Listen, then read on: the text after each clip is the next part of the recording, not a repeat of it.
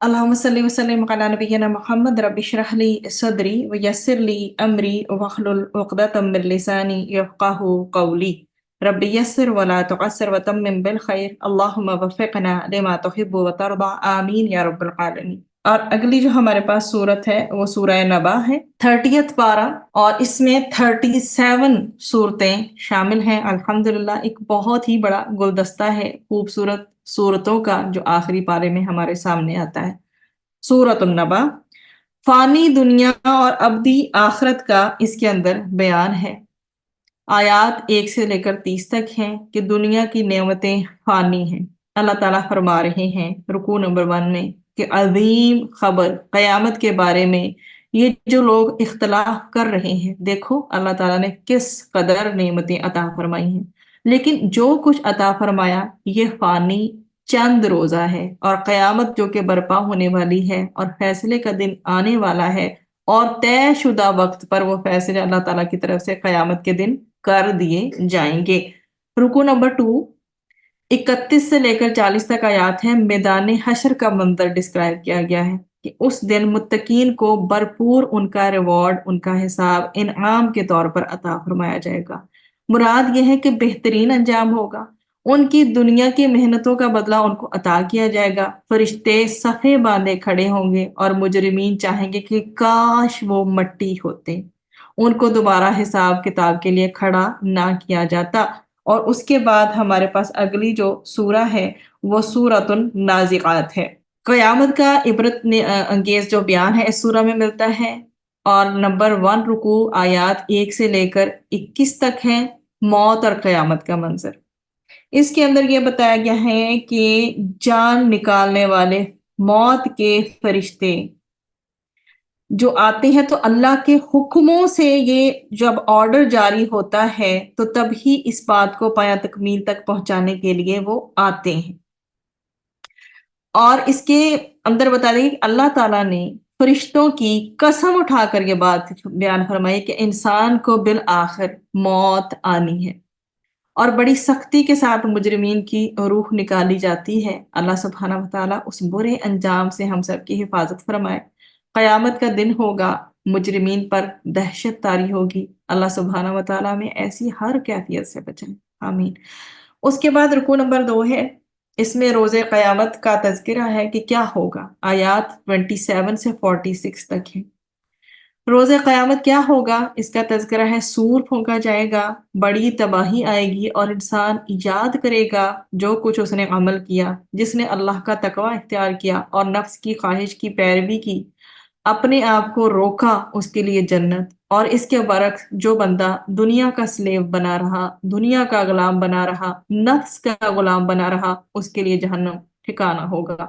اس کے بعد ہماری اگلی جو سورہ ہے وہ سورہ عبسہ ہے، اور اس میں اللہ تعالیٰ کے احسانات اور انسانوں کی ناشکری کا آپ کو بیان بھی ملے گا۔ عبسہ و تولا یہ جو سورہ ہے یہ سورہ نجم کے بعد نازل ہوئی، یہ مکی سورہ ہے۔ نبی کریم صلی اللہ علیہ وآلہ وسلم ایک موقع پر سرداران قریش سے تبلیغی گفتگو فرما رہے تھے کہ ایک نابینا صحابی ابن مکتوم رضی اللہ عنہ آ گئے، اور انہوں نے نبی کریم صلی اللہ علیہ وسلم کی توجہ اپنی طرف پھیرنا چاہی، جسے آپ صلی اللہ علیہ وسلم نے ناپسند فرمایا، کیونکہ اس وقت وہ لیڈرز سے مخاطب تھے۔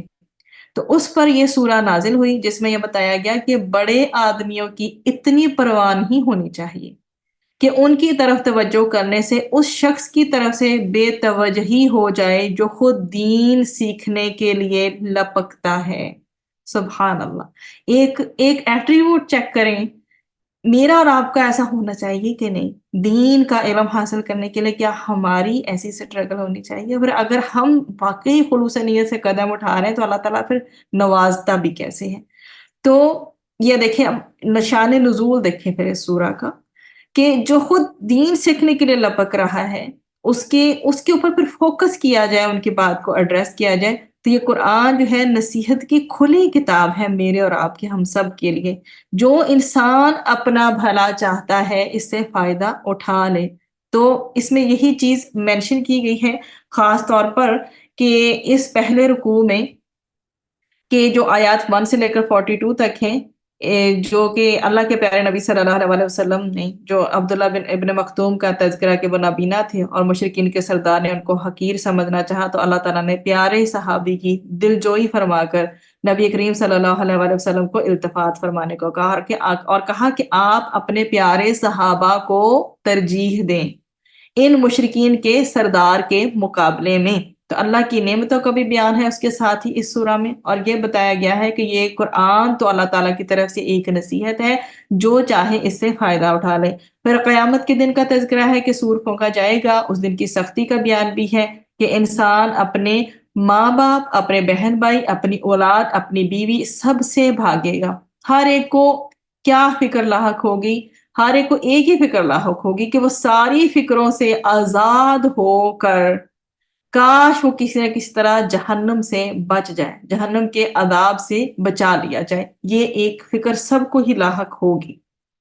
پھر اس کے بعد اگلی جو ہماری سورہ ہے سورہ تکویر ہے، اور اس میں انکار رسالت کے ذریعے عمل سے گریز کا بیان ہے۔ رکوع نمبر 1 آیات فرام 1 to 59۔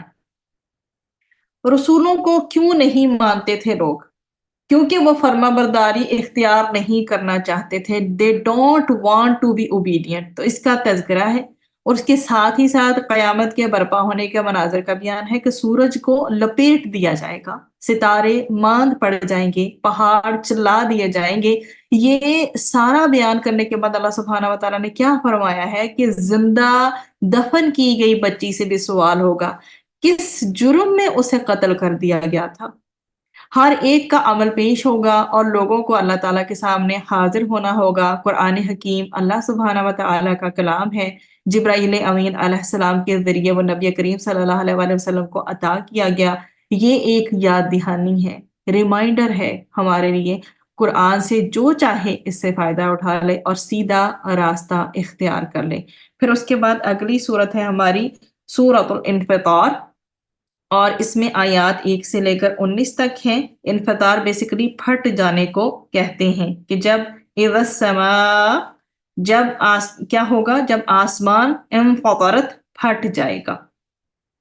تو اس کے حوالے سے ہے، اور یہ سورہ نازیات کے بعد نازل ہوئی، یہ مکی سورہ ہے۔ اس سورہ میں بھی قیامت اور اس کی ہولناکیوں کا بیان ہے، اور کیا بتایا گیا ہے آیات 1 سے 19 میں، رکوع نمبر 1 میں، کہ آخرت میں حساب کتاب ہوگا۔ لوگ اس کا کیوں انکار کرتے ہیں؟ کیونکہ عمل سے فرار اختیار کرنا چاہتے ہیں۔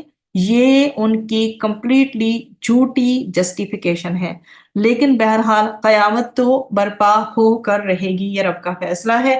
قیامت کا برپا ہونا، اس کا تذکرہ کیا گیا ہے۔ اگین آسمان پھٹ جائے گا، یہ بھی ذکر ہے۔ سمندر ابل پڑیں گے، اللہ تعالیٰ مردوں کو نکال کر کھڑا کر دے گا، اور نیک لوگ جو ہیں وہ نعمتوں میں ہوں گے، برے لوگ اللہ کی پکڑ اور عذاب میں ہوں گے۔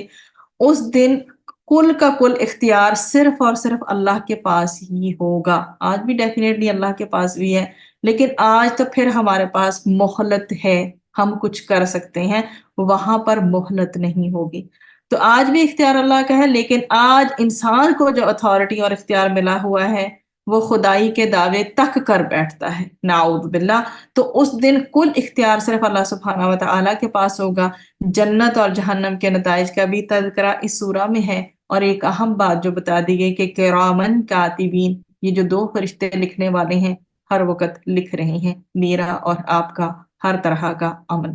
اللہ تعالیٰ ہمیں ہمارے نامہ اعمال کو صالح اعمال سے بھرنے کی توفیق عطا فرمائے، اور ہم بھی خوش ہو کر اس دن سب لوگوں کو دکھائیں کہ لک دیکھو، مجھے میرا نامہ اعمال دائیں ہاتھ میں ملا ہے۔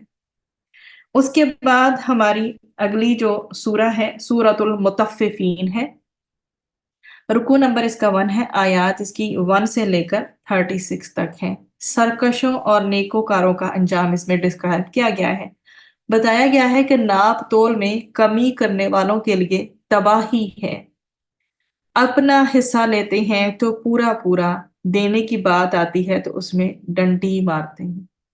یہ کون ہے جو آخرت کا یقین نہیں رکھتے؟ سرکشوں کو جہنم میں پھینک دیا جائے گا، اور بتایا جائے گا کہ جس کا تم انکار کرتے تھے آج تم نے سزا کو بھگت لیا۔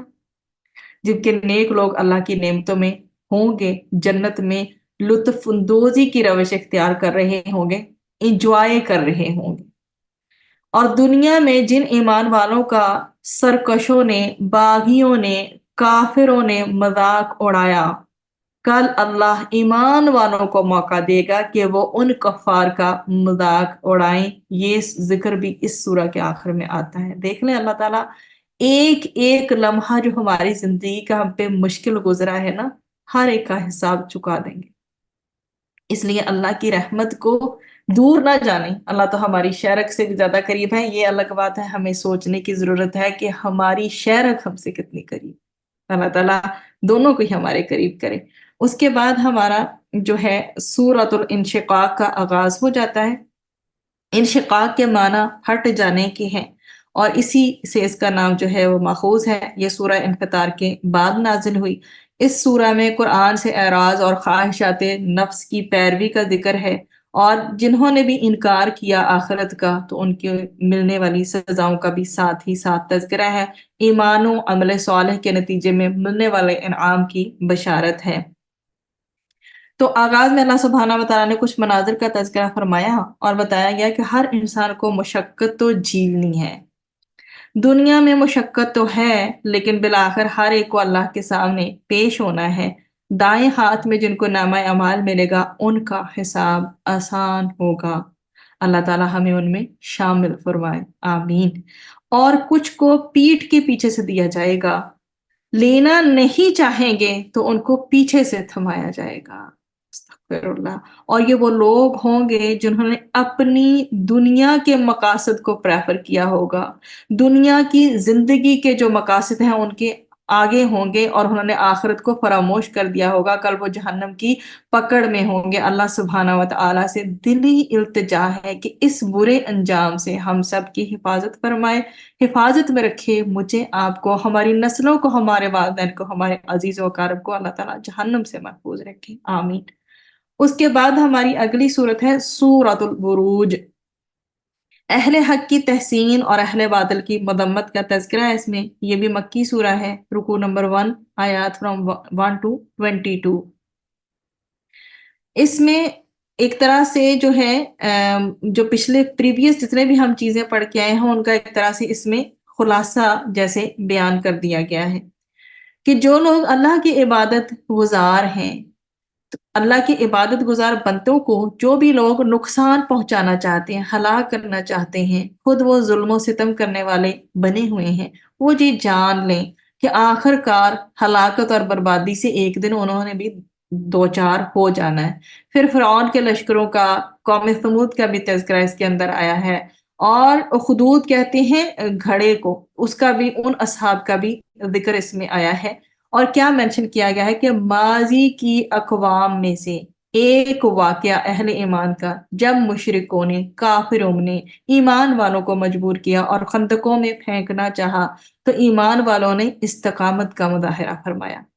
اللہ تعالیٰ نے ان کا تذکرہ فرمایا ہے، اور وہ مجرمین جو کنٹینیوسلی ظلم کرتے رہے ہیں مسلمانوں پر، ان کے لیے عذاب کا ڈراوا سنایا جا رہا ہے، اور یہ بھی بتایا جا رہا ہے کہ اللہ کی پکڑ بہت ہی سخت ہے، بہت سخت ہے۔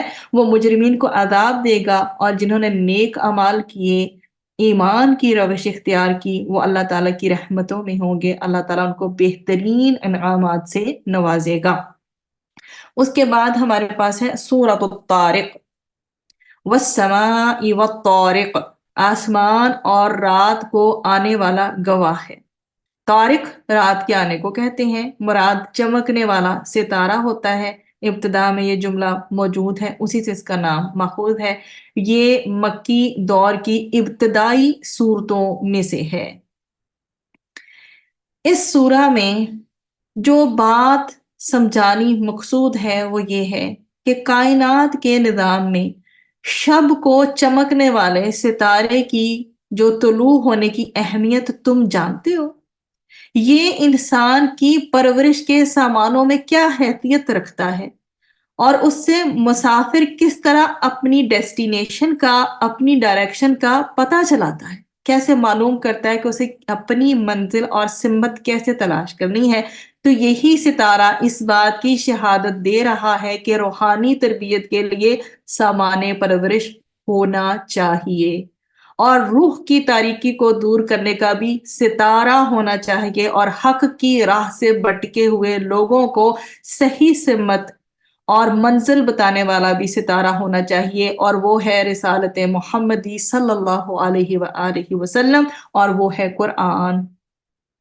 جو لوگ ان پر ایمان لائیں گے وہ کامیاب ہوں گے، جو ایمان نہیں لائیں گے اللہ کی سنت کے مطابق ان کو مہلت تو ملے گی، جس نے مہلت سے فائدہ اٹھا لیا اپنا بھلا کیا، ورنہ جہنم کے عذابوں میں گرفتار ہوں گے۔ تو اللہ سبحانہ و تعالیٰ نے اس صورت میں بتا دیا ہے کہ ایک نگران موجود ہے انسان پر ہر وقت۔ اللہ تعالیٰ فرماتے ہیں کہ جس طرح اللہ نے نطفے سے انسان کو پیدا کیا، وہ دوبارہ پیدا کرنے پر بھی قادر ہے۔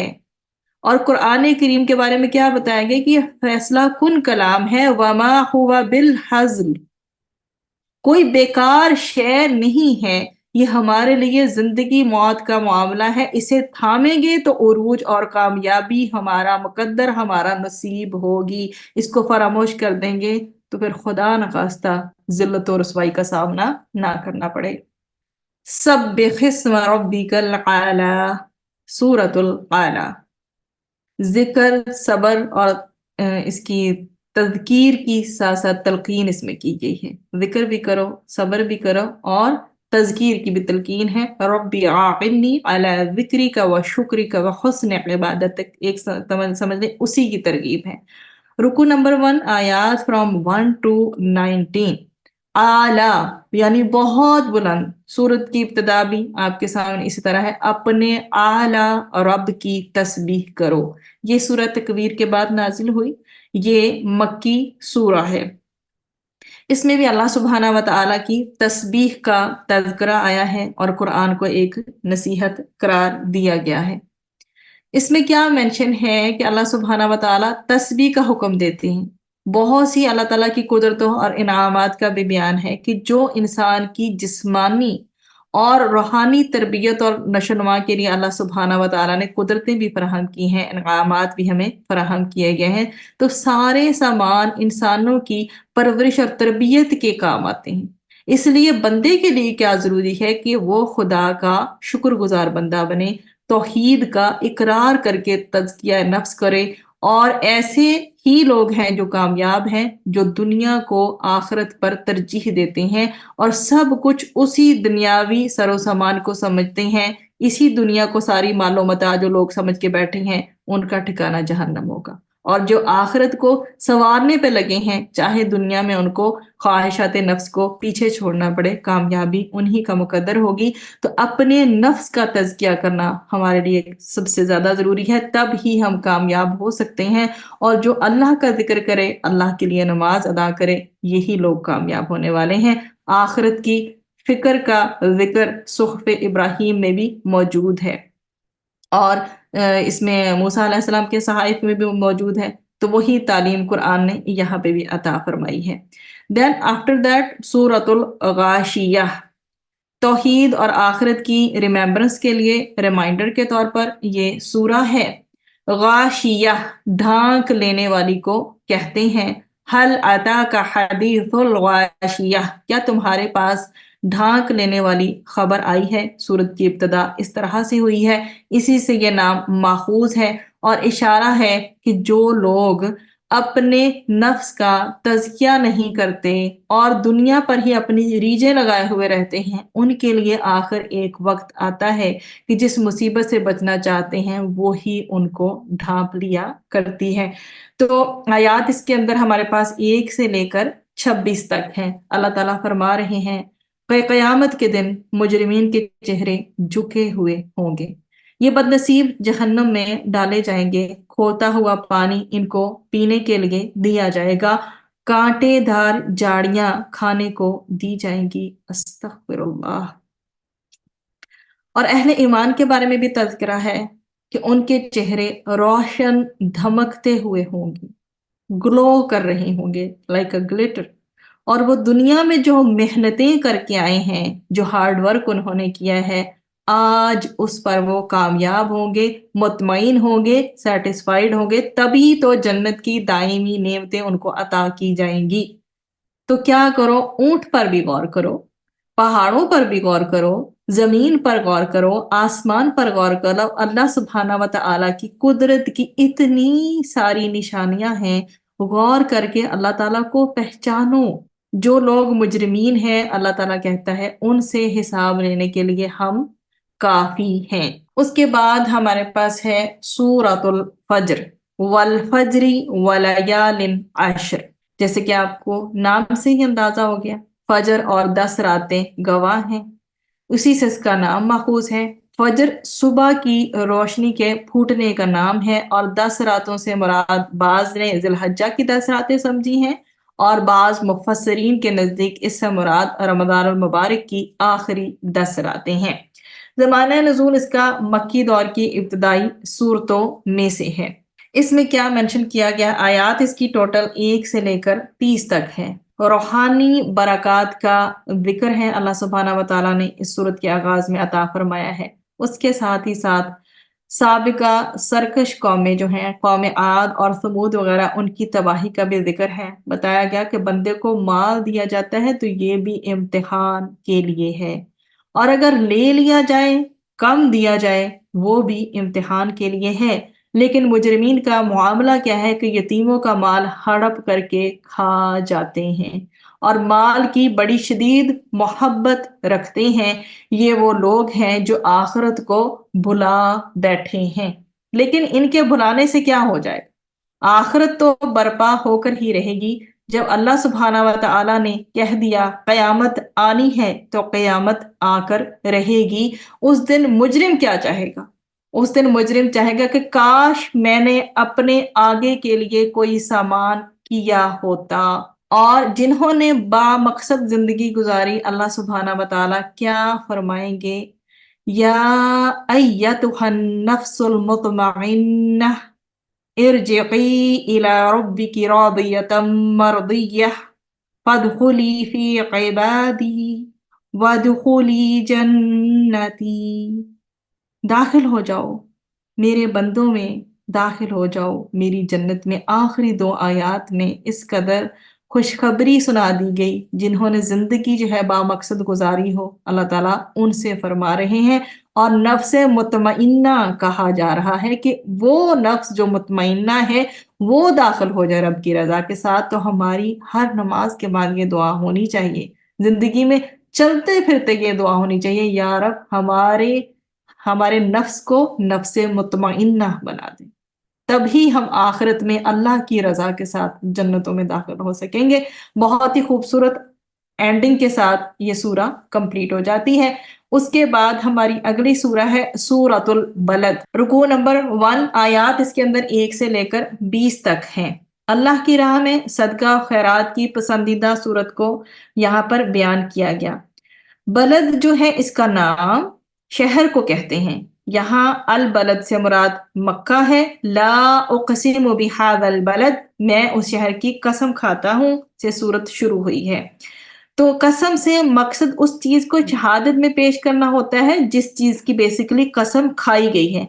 लिहाजा यहाँ कसम का मतलब कुरान की सदाकत पर मक्का को शहादत के तौर पर पेश करना है। और ये सूरह काफ के बाद सूरा नाजिल हुई, और ये भी मक्की सूरा है। इसमें क्या बताया गया है कि देखो, अगर तुम किरदार की बुलंदी चाहते हो तो फिर तुम्हें राह खुदा में खर्च करना होगा। गुलामों को आजाद कराना, यतीम मिस्कीन को खाना खिलाना, ये माल की मोहब्बत दिल से निकलेगी तो तुम्हें किरदार की बुलंदी मयसर आ सकेगी। इससे पहले भी हम इसी चीज पे रोशनी डालते आए हैं कि इन्फाक फी सबीलिल्लाह होगा तो निफाक निकलेगा। निफाक इंसान में होता है तभी इंसान के अंदर मुनाफकत होती है। और कोई चाहता है कि मुनाफकत मेरे अंदर से धीरे धीरे कम हो, खत्म हो जाए, तो वो फिर इन्फाक करे। इन्फाक मतलब अल्लाह के रास्ते में खर्च करे। तो यहाँ पर भी यही मॉरल लेसन दिया गया कि माल की मोहब्बत दिल से निकलेगी तो तुम्हें किरदार की बुलंदी मैसर आ सकेगी। बताया गया कि देखो, अल्लाह ताला की राह में माल खर्च करोगे तो दिल की भी सफाई होगी, दिल भी क्लीन हो जाएगा, और साथ ही साथ अल्लाह ताला का कुर्ब हासिल होगा। और ये कुरान इसके बारे में बता रहा है کہ جو بدنصیب اس سے ہدایت حاصل نہیں کرے گا کل وہ جہنم کا اس کے عذاب کا مزہ چکھے گا۔ اللہ سبحانہ و تعالی جہنم کے عذاب سے ہم سب کی حفاظت فرمائے۔ اس کے بعد ہماری جو ہے سورۃ الشمس ہے، والشمس وضحاہا۔ کیا ہے اس میں، کیا اسی سے اس کا نام ماخوذ ہے جو ابتدا میں آیا ہے، اور شمس سورج کو کہتے ہیں، سورج اور اس کی روشنی گواہ ہیں۔ آیات فرام 1 to 15۔ کچھ قسمیں اللہ تعالیٰ نے بیان فرمائی ہیں اور فرمایا فَأَلْهَمَهَا فُجُورَهَا وَتَقْوَاهَا قَدْ أَفْلَحَ مَنْ زَكَّاهَا وَقَدْ خَابَ مَنْ دَسَّاهَا۔ انسان میں نیکی اور بدی دونوں کیپیسٹیز کو، دونوں صلاحیتوں کو اللہ تعالیٰ نے رکھ دیا ہے۔ جو نیکی کی صلاحیت کو پروان چڑھے وہ کامیاب، اور جو بدی میں پڑ گیا اور اس نے اپنی روح کو آلودہ کر لیا، پلوٹ کر لیا، نفس کا غلام بن گیا، وہ ناکام ہو جائے گا۔ پھر ماضی کی اقوام، ان نیشنز کا تذکرہ ہے۔ اللہ تعالیٰ نے قوم ثمود کا تذکرہ کیا ہے جنہوں نے اونٹنی کو قتل کر دیا تھا، تو ان پر عذاب کا بیان بھی اسی سورہ میں ملتا ہے۔ اللہ سبحانہ و تعالیٰ نے اس صورت میں سورج، چاند، دن، رات، آسمان، زمین اور انسانی فطرت کی جو بناوٹ ہے نا، اس کو توحید کے لیے شہادت کے طور پہ پیش کیا ہے، اور یہ سارے اشارے دینے کا، ساری ایٹریبیوٹس بیان کرنے کا، ہر چیز کو ڈسکرائب کرنے کا مقصد کیا ہے کہ انسان کے اندر وہ جو توحید کی روشنی ہے وہ منور ہونے لگے، اس میں اس کی روح جو ہے نا وہ نیکیوں کی طرف پروان چڑھے۔ جب وہ اللہ تعالیٰ سے واقف ہوگا، رب کا انٹروڈکشن اس کے سامنے واضح ہوگا، اتنا ہی بہترین وہ توکل کر پائے گا۔ اس کے بعد ہمارے پاس اگلی سورت ہے سورہ اللیل۔ اس میں واللیل اذا یغشا، اسی آیت سے اس کا نام ماخوذ ہے۔ لیل رات کو کہتے ہیں، گواہ ہے رات جب وہ پردہ پوش ہو جاتی ہے۔ اس سورت میں آیات، پہلی بات ہے اس کی 1 سے لے کر 11 تک ہے، ٹھیک، 1 سے لے کر 21 تک، 1 سے لے کر 21 تک اس کی آیات ہیں۔ اس میں دن اور رات اور مرد اور عورت دونوں کے وجود کے بارے میں بھی بتایا گیا ہے۔ پھر یہ بتایا گیا کہ تقوی کی جو راہ اختیار کرتا ہے، جو اللہ کی تعلیم کا انکار کرتا ہے، ان دونوں میں برابری ہو سکتی ہے۔ جو تقوی کی راہ اختیار کرے گا وہ کامیاب ہے، کامرانی اسی کو نصیب ہوگی، جبکہ جو اللہ کی تعلیمات کا انکار کرتا ہے وہ ناکام و نامراد ہوا کرتا ہے۔ پھر انسان کی مختلف کوششیں اس میں ڈسکرائب کر دی گئی ہیں کہ جو تقوی اور قرآن کی بتائی ہوئی راہ پر چلے اور لوگوں سے بے پرواہ ہو جائے، خواہشات نفس کو سب کچھ مت سمجھے، تو ایسی زندگی ہے اللہ سبحانہ و تعالیٰ کو مطلوب ہے۔ تو اللہ تعالیٰ بار بار کیا تذکرہ فرما رہے ہیں کہ لوگوں کے اعمال اگر مختلف ہیں تو ڈیفینیٹلی ان کے نتائج بھی مختلف ہوں گے۔ ایک وہ شخص ہے جو حق کی تصدیق کرتا ہے، جو اللہ کی راہ میں مال خرچ کرتا ہے، اللہ تعالیٰ خیر کے راستے اس کے لیے آسان کر دے گا۔ اور ایک وہ ہے جو جھٹلاتا ہے حق کو اور مال میں بخیلی کرتا ہے، اللہ تعالیٰ گمراہی کے راستے پر اس کو چلا دے گا۔ تو کیا بتایا گیا کہ اللہ کی راہ میں مال خرچ کرو تو صرف اس لیے کہ اللہ تم سے راضی ہو جائے۔ جو ایسے ہوں گے اللہ ان سے خوش ہوگا اور ان کو جنت عطا فرمائے گا۔ اس کے بعد ہماری سورہ والضحیٰ ہے، اور اس کو ایک طرح سے مایوسی دور کرنے کا نسخہ بھی کہا جاتا ہے۔ آیات اس کی 1 سے لے کر 11 تک ہیں۔ والضحیٰ واللیل اذا سجا، ضحیٰ دن کی روشنی کو کہتے ہیں، دن کی روشنی گواہ ہے، اور رات جب سکون والی ہو۔ تو اس میں چڑھتے ہوئے دن اور تاریک رات کی شہادت سے نبی کریم صلی اللہ علیہ وسلم کی زندگی کا نقشہ پیش کیا گیا ہے۔ اللہ تعالیٰ نے کس طرح نبی کریم صلی اللہ علیہ وسلم پر اپنا فضل و کرم اپنا جو ہے رکھا کہ آپ یتیم تھے، اللہ تعالیٰ نے آپ کو پناہ دی، آپ پر ہدایت کی راہ کھول دی، آپ کی تنگ دستی کو دور فرمایا، ساتھ ہی مستقبل میں مزید انعامات کے وعدے بھی دیے۔ پھر نبی کریم صلی اللہ علیہ وسلم، آپ صلی اللہ علیہ وسلم کے واسطے سے امت مسلمہ کو بھی، یہ نبی کریم صلی اللہ علیہ وسلم کو تعلیمات دی گئی، پھر آگے امت مسلمہ کو بھی یہ تعلیمات دی گئی کہ یتیم سے نرمی کے ساتھ پیش آنا چاہیے، سائل کو جھڑکنا نہیں چاہیے، اللہ کے احسانات کا شکر ادا کرتا رہنا چاہیے، اور سورہ کس حوالے سے یہ ڈس اپوائنٹمنٹ دور کرتی ہے، مایوسی دور کرتی ہے کہ بدلتے حالات میں جو ہے مشکلات آتی ہیں، اپ اینڈ ڈاؤن زندگی میں آتے ہیں، مشقتیں بھی آتی ہیں۔ ایسے حالات میں کیا کیا جانا چاہیے کہ اللہ تعالیٰ کو یاد کرے انسان، جب کچھ نہیں ہے ان لمحوں کو یاد کرے جب بہت کچھ موجود تھا۔ تو اللہ تعالیٰ کے احسانات جب انسان یاد کرتا ہے تو دل تسلی میں آ جایا کرتا ہے۔ اور یہاں پہ بھی نبی کریم صلی اللہ علیہ وسلم کے اوپر کیے گئے انعامات کا بیان فرمایا گیا، اور اللہ تعالیٰ فرما رہے ہیں کہ ان قریب آپ کا رب آپ کو اتنا عطا فرمائے گا اے نبی کریم صلی اللہ علیہ وسلم کہ آپ راضی ہو جائیں گے۔ یہ ہمارے لیے بھی اسی طرح ہے، امت مسلمہ کے لیے۔ تو یہ ذکر بھی ہے کہ جو نعمت اللہ تعالیٰ عطا فرمائے، اللہ چاہتا ہے کہ بندہ اس کا اظہار کرے، تکبر نہیں کرے۔ اللہ تعالیٰ خوش ہوتا ہے کہ بندے کو نعمت عطا ہوئی اور بندے نے شکر گزاری بھی کی اور بندہ اس کا اظہار بھی کرے، اس کی بھی تعلیم ساتھ ہی ساتھ اس میں دی گئی۔ اس کے بعد سورہ انشراح، الم نشرح لک صدرک، نام انشراح ہے اور کھولنے کو کہتے ہیں۔ اس کی ابتدا اس طرح سے ہوئی ہے، کیا ہم نے تمہارے لیے تمہارا سینہ کھول نہیں دیا۔ سورۃ جو الضحیٰ کے بعد یہ سورہ نازل ہوئی، یہ مکی سورہ ہے۔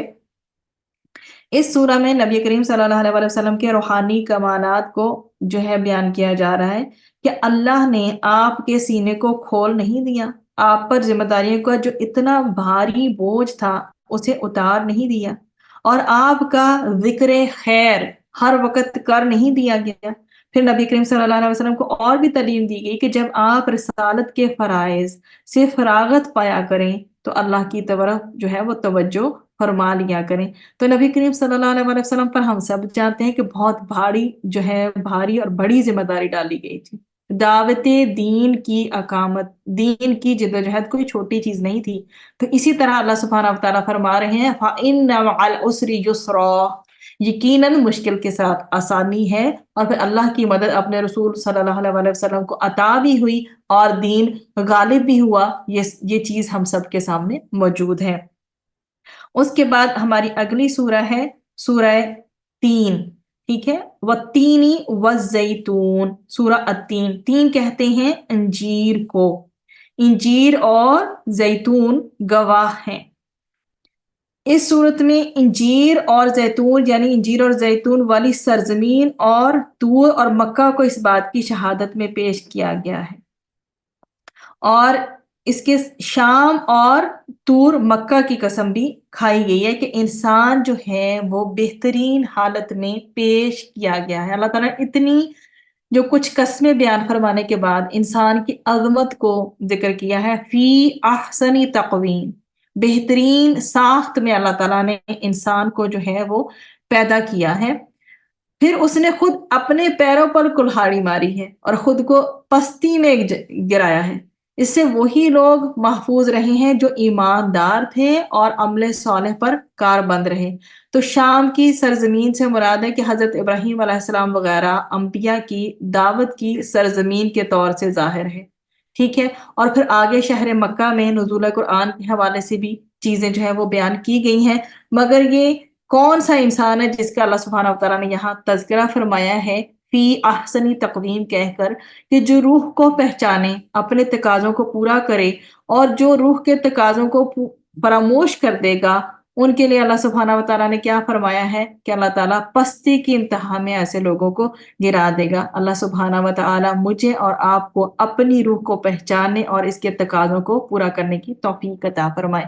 اس کے بعد سورۃ العلق، خلق الانسان من علق، علق جمے ہوئے خون کو کہتے ہیں۔ اللہ نے انسان کو جمے ہوئے خون سے پیدا کیا۔ اس سورت کی ابتدائی جو 5 آیتیں ہیں سب سے پہلی وحی ہیں جو نبی کریم صلی اللہ علیہ وآلہ وسلم پر غار حرا میں نازل ہوئی۔ اس سورہ میں اللہ کی ربوبیت کے لیے بطور دلیل انسان اور اس کی پیدائش اور انسان کے بعض دیگر انعامات اور پھر اللہ تعالیٰ کا تذکرہ بھی کیا ہوا ہے، اور ساتھ میں توحید کی تعلیم بھی دی گئی ہے۔ جو اسلوب اختیار کیا گیا ہے اقرأ بسم ربک الذی خلق، اس میں جو پہلا رکوع ہے خاص طور پر، اس میں نبی کریم صلی اللہ علیہ وسلم سے ارشاد ہوا ہے کہ آپ اپنے رب کے نام سے پڑھیے جو سب کا خالق ہے، جس نے انسان کو جمے ہوئے خون سے پیدا کیا اور جس نے انسان کو قلم کے ذریعے علم سکھایا اور انسان کو وہ کچھ بتایا جو وہ نہ جانتا تھا۔ اور یہی بات اس میں بتائی گئی ہے کہ اللہ سبحانہ و تعالیٰ نے ساتھ میں تذکرہ بھی کیا ہے ابو جہل جیسے سرکش لوگوں کا بھی، کہ کیسے وہ دین حق میں رکاوٹیں ڈالتے ہیں، اور نبی کریم صلی اللہ علیہ وسلم کے کاموں کا بھی تذکرہ ہے صورت میں کہ کتنی محنت سے وہ یہ کام کر رہے ہیں اور کس طرح سے اپنے دشمنوں سے وہ نمٹتے ہیں۔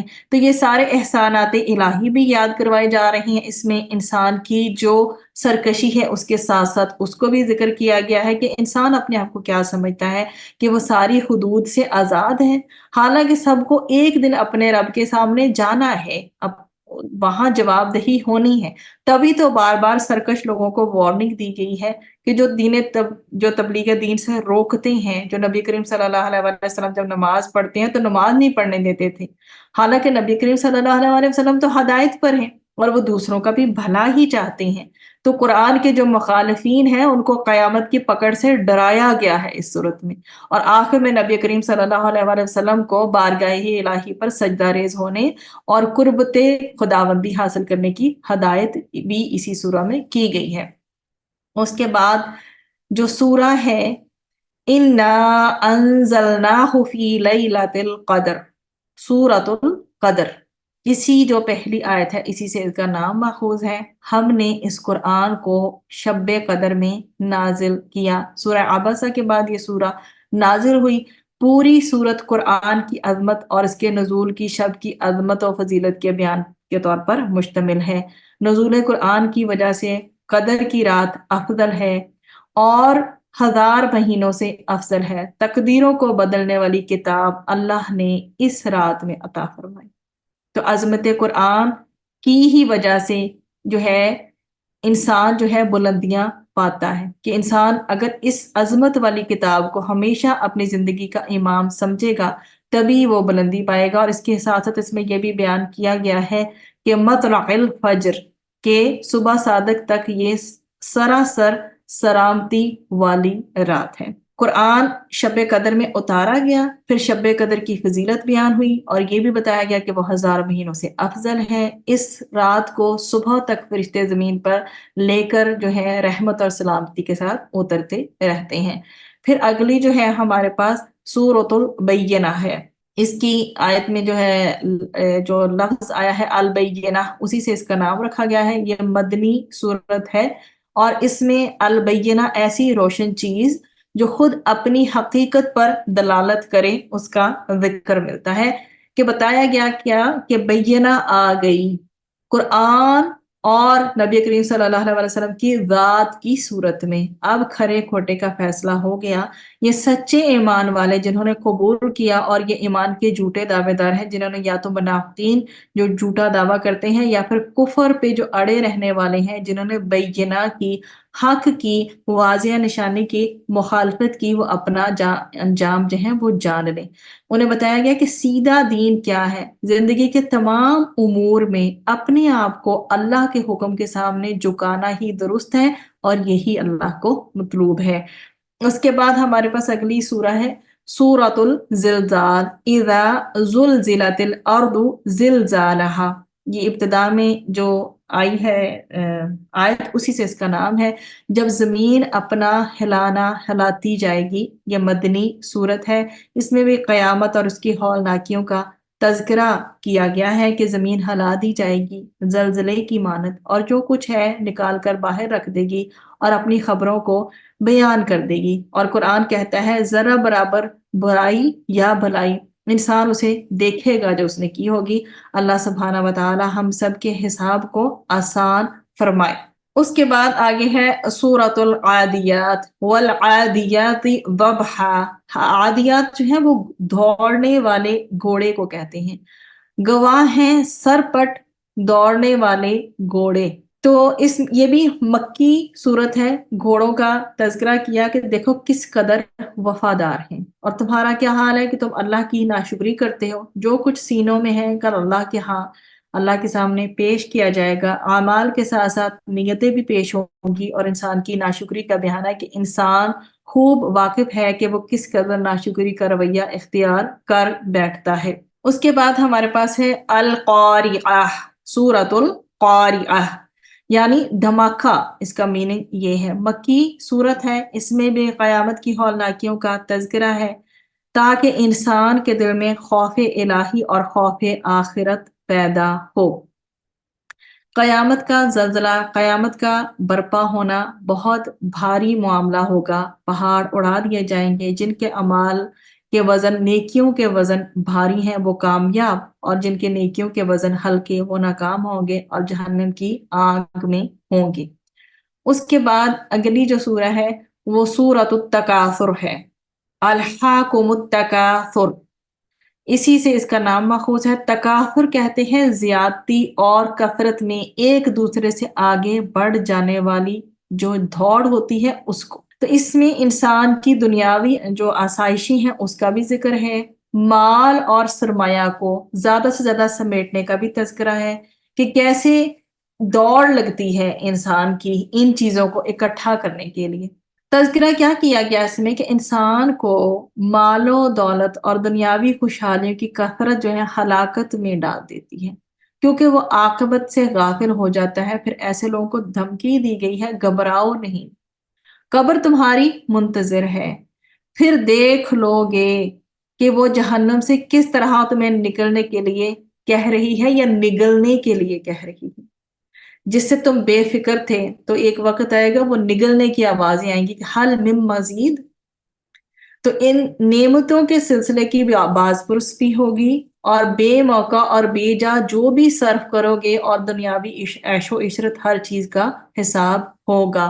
تو انسان کو کیا بتایا گیا ہے کہ دنیا اور مال کی محبت میں ڈوب نہ جائے، آخرت کو فراموش نہ کر دے، ان قریب اپنے انجام سے وہ دو چار ہوگا، اور ہر ایک کو قیامت کے دن پیش ہونا ہے۔ ثم لتسألن یومئذ عن النعیم، لازماً تم سے تمہاری نعمتوں کے بارے میں سوال ہوگا۔ اس کے بعد ہماری سورۃ العصر، والعصر ان الانسان لفی خسر، آیات اس کی 1 سے لے کر 3 تک ہیں، اور خسارے میں تو سب لوگ ہی ہیں، بچے گا کون؟ ان کا تذکرہ فرمایا گیا ہے کہ جو ایمان لائیں، نیک عمل بھی کریں، مل جل کر ایک دوسرے کو حق کی وصیت کریں، مل جل کر ایک دوسرے کو صبر کی وصیت کریں، انفرادی طور پر دین پر عمل کریں، اجتماعی طور پر بھی دین کی دعوت اور اس کے نفاذ کی کمپلیٹ جدوجہد کریں۔ یہ راستہ ہے جس پر چلیں گے تو انشاءاللہ جہنم سے بچیں گے، خسارے سے بچیں گے۔ اس کے بعد سورۃ الہمزہ ہے، مال سمیٹ کر رکھنے والوں کے برے انجام کا بیان ہے۔ اس میں کہ پست کردار کو ڈسکرائب کیا گیا کہ مال کی محبت میں ڈوبا ہوا انسان دوسروں کی برائیاں کرتا ہے، سامنے بھی پیٹھ پیچھے بھی، تو یہ سمجھتا ہے اس کا مال اس کو ہمیشہ باقی رکھے گا، ہرگز نہیں، ایسا مال پرست وہ جہنم کی آگ میں ڈالا جائے گا۔ اللہم اجرنا من النار۔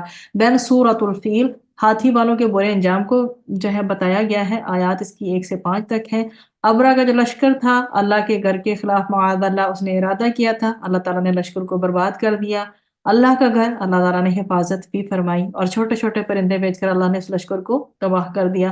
تو رسول بھی اللہ اپنے رسول صلی اللہ علیہ وسلم کی حفاظت بھی فرمائے گا، اور اس کلام کی بھی جو ہمیں عطا فرمایا اللہ سبحانہ و تعالیٰ نے۔ سورۃ القریش، اس کا آگے تذکرہ ہے، قریش پر اللہ کے احسانات کا ذکر ہے۔ اس میں آیات 1 سے لے کر 4 تک ہیں۔ اس میں کیا چیز مینشن کی گئی ہے؟ تجارت چلتی تھی ان کی، اللہ نے ان کو امن عطا فرمایا تھا، بھوک میں کھانا ان کو عطا فرمایا تھا، شکرانے کے طور پر ان کو کہا جا رہا ہے انہیں چاہیے کہ اس گھر کے رب کی، اللہ کی عبادت کریں، شرک سے اپنے آپ کو بچائیں۔ تو اس کے بعد اگلی جو ہے سورۃ الماعون ہے، سزا و جزا کو جٹلانے کے حوالے سے جو ہے کردار بیان کیے گئے ہیں کہ وہ گھٹیا کردار اس معاشرے میں جہاں کہ نبی کریم صلی اللہ علیہ وسلم دعوت دین کا کام کر رہے ہیں، کہ یتیموں کو دھکے دینے والے، مسکین کو کھلاتے بھی نہیں تھے، کھانے کی ترغیب بھی نہیں دیتے تھے ان کو کہ کسی یتیم کو کھلایا جائے۔ تو یہ جو منافقانہ طرز عمل ہے وہ اختیار کرتے تھے، ایک طرف تو یہ ایسی حرکتیں کرتے تھے، دوسری طرف جو ہے دکھاوے کی نماز ادا کرتے تھے۔ تو یہ گھٹیا ترین کردار بتایا گیا ہے کہ جو آخرت کو فراموش کر دیتے ہیں وہ ہی ایسی حرکتیں کر سکتے ہیں۔ اس کے بعد اگلی جو سورہ ہے وہ سورۃ الکوثر ہے۔ اس میں نبی کریم صلی اللہ علیہ وسلم کو کیا ذکر کیا گیا؟ کوثر عطا فرمائی گی۔ نہر کا بھی نام ہے، جنت کی حوض کوثر بھی ہے، اور خیر کثیر بھی اللہ سبحانہ و تعالیٰ نے نبی کریم صلی اللہ علیہ وسلم کو عطا فرمائی۔ اس نعمت پر نماز ادا کریں، قربانی پیش کریں، یعنی جان و مال کو اللہ کی بندگی کے لیے لگایا جائے، اللہ کی نعمتوں پر شکرانے کے طور پر۔ اس کے بعد سورۃ الکافرون ہے۔ کافروں سے اعلان برات ہے، لاکم دینکم ولی دین، تمہارے لیے تمہارا دین ہے، میرے لیے میرا دین ہے۔ وہ کہتے تھے کہ ایک سال آپ ہمارے معبودوں کو مان لیں، ایک سال ہم آپ کے معبودوں کو مان لیں گے۔ تو اللہ تعالیٰ نے کہا کہ میرا دین جو ہے توحید پر مبنی ہے، اور نبی کریم صلی اللہ علیہ وسلم نے کیا فرمایا؟ میں اسی پر کاربند رہوں گا، اور تمہارا مشرکانہ معاملہ، تمہارا دین، یہ میرے لیے کوئی حیثیت نہیں رکھتے، میرے لیے میرا دین ہے۔ تم لوگ ایسا سوچتے تو تمہارے لیے پھر تمہارا دین ہے۔ دو ٹوک نبی کریم صلی اللہ علیہ وسلم نے دعوت توحید یہاں پر بیان کی۔ پھر سورۃ النصر ہے آگے۔ اس سورہ میں جو ہے نبی کریم صلی اللہ علیہ وسلم کے مشن کی کامیابی کا اعلان فرمایا گیا ہے، حسین انجام ہے۔ وَرَأَيْتَ النَّاسَ يَدْخُلُونَ فِي دِينِ اللَّهِ أَفْوَاجًا، اللہ کی مدد آ جائے گی، آپ دیکھیں گے لوگ جوک در جوک اللہ کے دین میں داخل ہو رہے ہیں۔ پہلے مشرکوں کا قانون، ان کا دین چلتا تھا، تو اب اللہ کا دین آیا ہے، کیونکہ اللہ کے احکامات کا نفاذ ہوگا۔ تو اے نبی صلی اللہ علیہ وسلم تسبیح کیجئے، اللہ کے حضور استغفار کیجئے، وہ بہت بڑا توبہ قبول کرنے والا اور رحم فرمانے والا ہے۔ پھر اس کے بعد سورۃ المسد بھی کہا جاتا ہے، سورۃ اللہب بھی اسے کہا جاتا ہے۔ گستاخ رسول صلی اللہ علیہ وسلم کے لیے شدید ترین وعید کا ذکر ہے، اس میں آیات 1 سے 5 تک ہیں۔